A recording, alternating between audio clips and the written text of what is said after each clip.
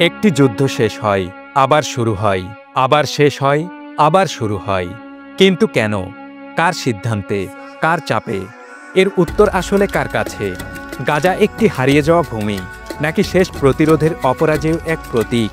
বিশ্ব এখন ব্যস্ত এই প্রশ্নে, গাজার যুদ্ধ কি কখনো শেষ হবে না? কেউ বলছে এটি আসলে ইসরায়েলের রাজনৈতিক জন্মদোষের ফল, আবার কেউ বলছে আমেরিকার কূটনৈতিক কূটচাল। ট্রাম্প প্রশাসন এবার ইসরায়েলকে আর থামাবে না।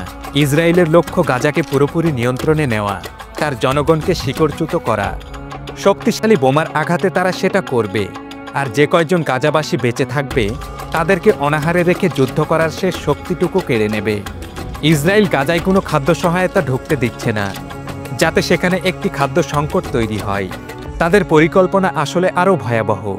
অনাহারে ভুগে গাজার পুরুষেরা যেন আর বংশবিস্তার করতে না পারে, এবং পুষ্টিহীনতায় গাজার মায়েদের যেন বুকের দুধ শুকিয়ে যায়। নির্বংশ এক গাজায় বিচরণ করবে ইহুদিদের উত্তরসূরিরা।